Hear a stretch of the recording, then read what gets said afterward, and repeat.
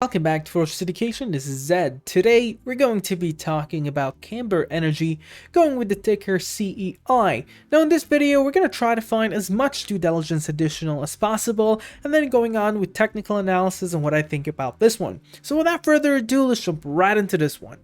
So Camber Energy. If you've never heard about Camber Energy before, well, welcome aboard. I'll try to go over this in a second. I did go over CEI or Camber Energy before. You'll find my previous video in the description below if you'd like more details.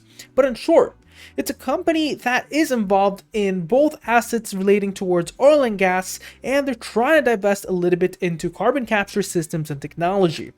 Now, one of their main companies is this one here, Viking Energy Group, which Camber Energy has been buying shares of and is currently a majority owner of that company.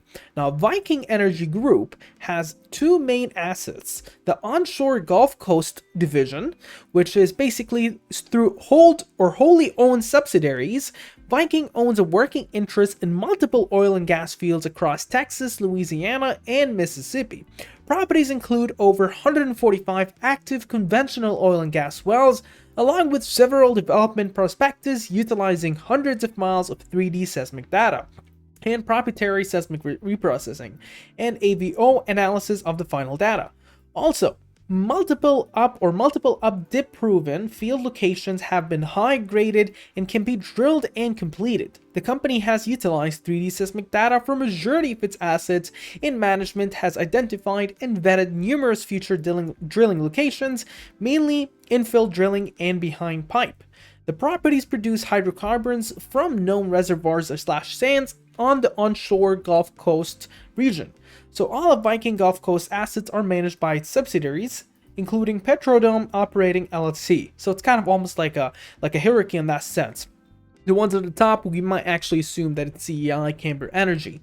And the other one here is in Kansas. So Viking, through its wholly owned subsidiaries, Mid-Con Petroleum LLC and Mid-Con Drilling, owns a majority working interest in over 25 producing oil and gas with access to mineral rights, including oil and gas in Kansas counties in which these leases or the leases are located include Allen, Woodson, Miami, Franklin, Riley, Gary, and Wabunsee. Viking's ownership includes an undivided interest in all oil and gas wells, as well as equipment and fixtures located upon the leased locations and properties and used in connection with the oil and gas operations. So this kind of gives you a quick overview of who they are and some of their overall operations. Now, there are non-recent releases, even though when you go ahead towards the stock information, it will show September 7th, but that in fact is outdated. As for instance, you'll be able to see that the Camber Energy securing exclusive IP license for patent carbon system captures or carbon capture systems, that was announced back on August 24th, 2021, as basically entered into an exclusive IP license agreement with ESG Clean Energy. And this is to utilize heat and capture carbon dioxide in terms of a power generation or electric power generation in general. The license is exclusive for all of Canada, unlimited number of systems, and non-exclusive for up to 25 locations in the United States. Now, in terms of SEC filings, we don't have much to talk about, but before going on towards short interest in institutional buyers, make sure if you've enjoyed this content so far, to click the subscribe button on the bottom right corner and leaving notifications on. Also, don't forget to drop a like to this video, as it really helps my algorithm a lot. And if you want to do a step more and join our Discord, it's a free chat room. We're not trying to upsell you on anything in there. If you would like to do so, the link for the invite is in the description below. Institutional buyers are still on a sit still. The last one was Vanguard, adding around 1.11 million shares into their total stock market index fund, but we don't have anything for the month of September yet. Now, insiders, since the last 90 days, there has been no activity for insiders whatsoever. And in terms of short interest, the number of short shares available currently is only 4.2 million shares. And I'd say only loosely here, 4.2 million shares out of a company that has a float of around 25 million shares. That is still quite significant in my opinion. Now, in overall, the short borrow rate is 12.56%, and currently the short volumes is sitting somewhere closer to around 50%. Now, there has been some retail buzz relating towards this recently, and suggesting that they have minimum targets for next week anywhere above the $1. Now, this is kind of an all that perspective bullish from a retail standpoint, but let's move on now towards technical analysis and see how all this movement is impacting the volumes and momentum itself. Now, from a technical analysis perspective, what we're actually seeing here is that the 10 SMA is above the 30 MA, which is very bullish, and the price point is above all these lines. So currently the 200 SMA, the 50 SMA, and the rest of the moving averages. This is usually just indicating a bullish price point in relation or relative to the previous price action in general. In terms of the average directional index, what we get to see, it's currently sitting at 2815, suggesting that this is a very strong trend that isn't out of fuel yet. The William percent R, which is very similar to the relative strength index, shows that there's a lot more buyers than sellers at this level, and it shows that it's a bit overbought and you might be careful of pullbacks.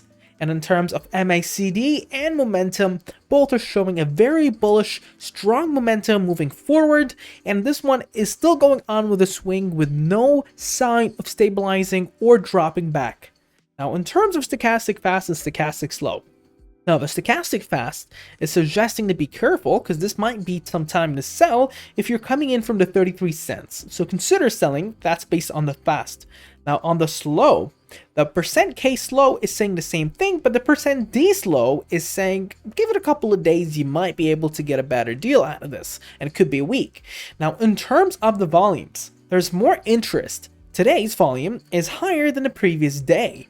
Now, what does that say? It pretty much just mentions here that there is a strength to this movement and there's more interest towards this. Now, there's a doji star currently sitting on the top. Now, this is usually a bit of a negative sign on its own, but be very careful the next day. If the next day goes red, you know that that is a massive pullback, especially with the doji star giving you almost a warning for that. Now, currently on the Fibonacci retracements, I'm only doing the last month. If you would like to see a longer one, you will have to watch my last video. And currently on the support level for the Fibonacci retracements sits to 89 cents, and then 77, then 68, 60, 50, and 33 cents. The resistance is at 104.